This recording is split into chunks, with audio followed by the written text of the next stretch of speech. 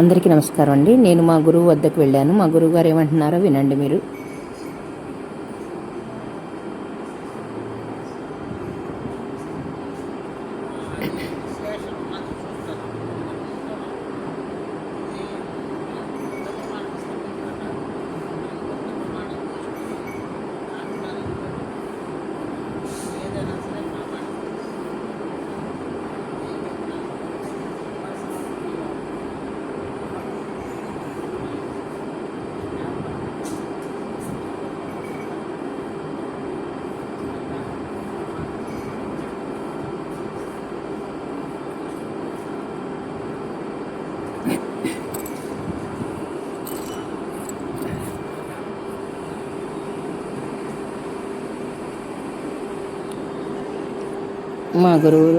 మా గురువు గారు చెప్పినందుకే నేను శివగానామృతో రాశానండి.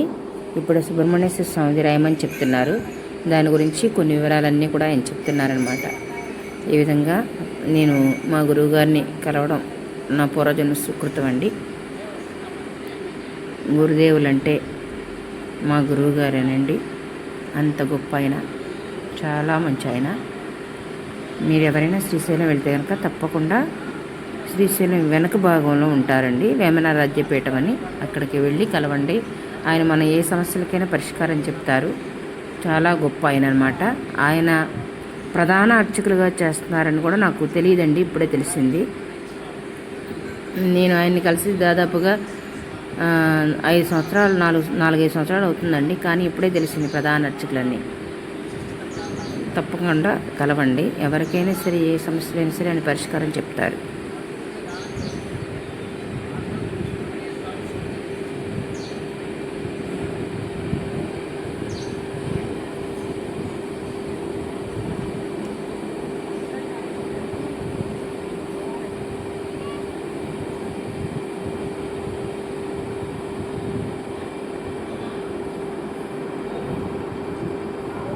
చుట్టూ చక్క ఆవులు, ఇంకా అటు తీరేదండి. నేను అటు ఆశ్రమం లాగా ఉంటుంది అవతల పక్కన.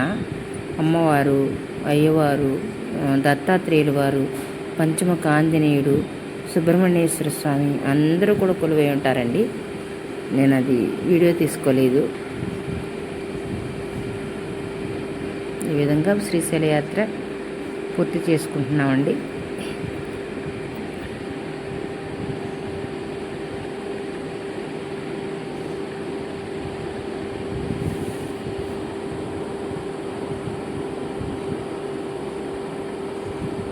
ఆ విధంగా మా గురువుగారి దగ్గర సెలవు తీసుకుని మళ్ళా బయలుభద్రుడి దగ్గరికి వెళ్ళామండి.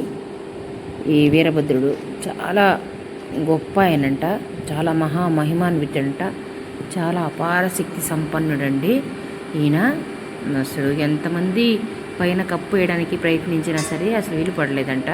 ఇంకా అలా ఉంచేశారు. అప్పటి నుంచి బయలుభద్రుడు అంటే కప్పు లేకుండా బయటే ఉంటాడు కదా, ఎండకి ఎండుతూ వానకి తడుస్తూ అలా బయట ఉంటాడు కదండి, అందుకే బయలుభద్రుడు అని అంటారంట. చాలా గొప్ప ఆయనండి, చాలా మహిమాన్వితుడు అనమాట. చాలా మీరు ఎవరైనా వెళ్తే కనుక మన ఎలా ఉంటుందంటే తూర్పు గోపురం నుంచి ఇంకొంచెం ముందుకు రావాలండి, ఎదరికి రావాలి. బాగా ఎదరికి వస్తే అక్కడ బయటే ఉంటాడు. అక్కడ మనం ఎవరిని అడిగి చెప్తారండి బయలుభద్రుడు గుడి అక్కడ అంటే. తప్పనిసరిగా దర్శించుకోండి. ఎవరికైనా సరే గ్రహ దోషాలు, పీడలు ఏమైనా ఉన్నా సరే తొలగిపోతాయి అంట ఆయన అనుగ్రహంతో. ఈ చుట్టూ ప్రహరీ అంతా కూడా ఆయన రూపాలని, ఆయన స్వరూపాలని, ఆయన చాలా ఉగ్రమూర్తి కదండి, అలా అందుకని ఆయన యొక్క స్వరూపాలన్నీ కూడా చిత్రీకరించారు. శివుని యొక్క సతీదేవి ఆత్మాహుతి అయిన తర్వాత శివుని యొక్క జటని ధరణికేసి కొడితే రుద్రతాండవం చేస్తూ అప్పుడు ఆ జటలో నుంచి ఉద్భవించాడు కదా వీరభద్రుడు. ఆ స్వరూపం ఇక్కడ చక్కగా దర్శనిస్తుందండి. పక్కన ఆ కింద దక్షుడు కూడా మేషశిరస్సుతో మనకి దర్శనమిస్తాడన్నమాట. అంత చాలా గొప్ప స్వరూపం అండి.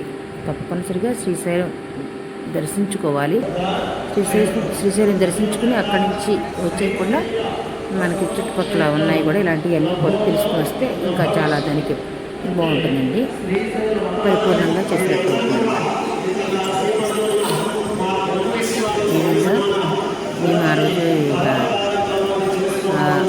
గుడి దర్శించుకుని మళ్ళీ రూమ్కి వచ్చి రెస్ట్ తీసుకుని ఆ రోజు నైట్ అయిపోయింది. ఇంకా నైట్ అయిపోయిన తర్వాత మళ్ళీ ఉదయమే చక్కగా ఆ స్వామిని దర్శించుకున్నామండి. మాకు మా గురువుగారు పొద్దున్నే మాకు చక్కటి స్వామివారి యొక్క స్పర్శ దర్శనాన్ని మాకు ఇప్పించారండి. లోపల శ్రీశైల మల్లన్న దర్శనం, ఆ తర్వాత జగదంబ అయినటువంటి ఆ భ్రమరాంబ దర్శనం కూడా చక్కగా జరిగిందండి. శుక్రవారం అష్టమి గొప్ప తిదంట. ఈరోజు చాలా బాగా విశేషంగా జరిగినాయండి. మా గురువుగారి పుణ్యం అంట 2 దర్శనాలు కూడా బాగా జరిగినాయి. ఇప్పుడు ఇంకా మేము మరుసటి రోజున బయలుదేరి సాక్షి గణపతి దగ్గరికి వచ్చాము. ఇది సాక్షి గణపతి దేవాలయం అండి. సాక్షి గణపతి దేవాలయం తర్వాత ఇంకా చుట్టూ ఉన్నాయి కదండి. హటకేశ్వరం అంటే ఒక కుమ్మరి భక్తుడు మట్టి కొండలు చేస్తూ ఉండేవాడంటండి. అటికిలో వెలిసాడంటండి. చేసేటువంటి అటికి అంటే చిన్న దాక లాంటిది అనమాట, ఒక చిన్న పాత్ర లాంటిది. అటికిలో బంగారు లింగంగా వెలిసాడంటండి. అంత భక్త వత్సలుడు కదా మరి బోళాశంకరుడు.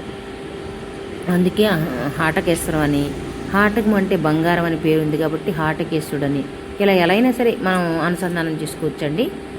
ఏంటంటే భగవంతుడు ఏ కులస్తుడు అనేది చూడండి, వాడికి ఎంత భక్తి ఉందని మాత్రమే చూస్తాడు. మనకి ఎన్నో పురాణాలు ఇవన్నీ కూడా నిరూపిస్తాయి ఆ విషయాన్ని. హాటకేశ్వర స్వామి దేవాలయంలో ఉన్నాం ఇప్పుడు. మీరు కూడా చక్కగా ఇక్కడి నుంచే హాటకేశ్వరుని దర్శించుకుని ధరించండి. ఇదిగండి ఎంత చక్కగా ఉన్నాడో హాటకేశ్వర, శ్రీశైల మల్లన్నలాగానే ఉన్నాడు చక్కగా. ఎంత బాగున్నాడో స్వామి, చక్కగా దర్శించుకుని ధరించండి. ఇంకా అక్కడ కొంచెం ముందుకెళ్తేనండి, కొద్దిగా ముందుకెళ్తే లలితమ్మ పీఠం కూడా ఉంటుందండి. లలిత పరాభట్టారిక అమ్మవారి పీఠం ఉంటుంది. అక్కడికి కూడా వెళ్ళాము. అక్కడికి వెళ్ళిన తర్వాత ఇప్పుడు శ్రీశైల శిఖర దర్శనానికి వెళ్తున్నామండి. శ్రీశైల శిఖర దర్శనం కాదనుకోండి, పాలధార పంచదారికి వెళ్తున్నామండి. పాలధార పంచదార అంటే శివుని యొక్క పాల భాగం నుంచి పంచముఖాలు కలిగినటువంటి పరమేశ్వరుడు పాల భాగం నుంచి కూడా పాలధార పంచముఖాల నుంచి పడతాయని. ఇదిగోండి, ఇదేమో ఈ లలితమ్మ పీఠం అండి. లలితమ్మ అక్కడే హాటకేశ్వరం దగ్గరే ఉంటుంది, పక్కనే లలితమ్మ పీఠము. అక్కడే సుబ్రహ్మణ్యేశ్వర స్వామి వారు కూడా ఉన్నారు.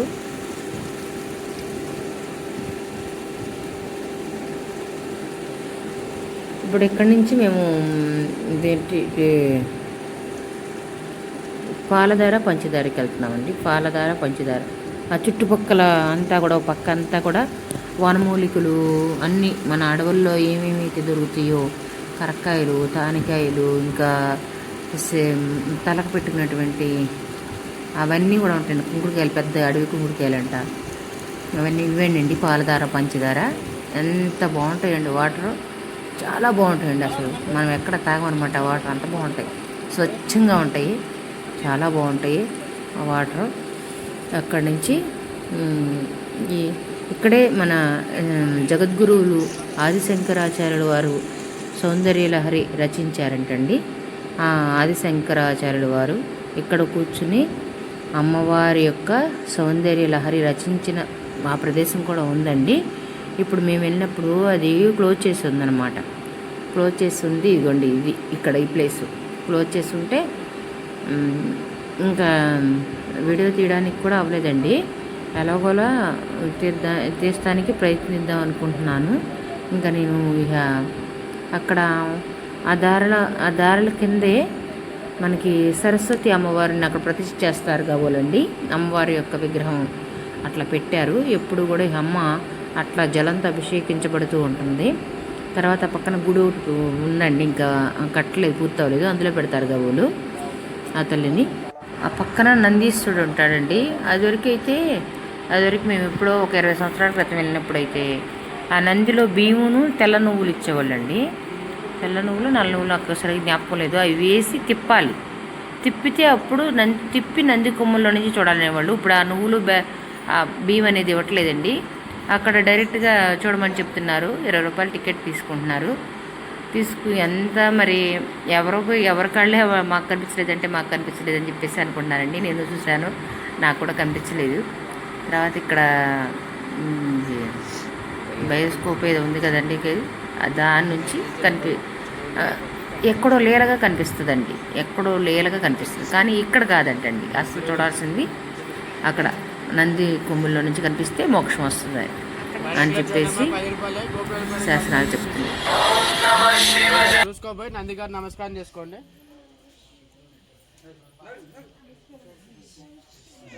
అక్కడి నుంచి కనిపించాలి అంతేనా?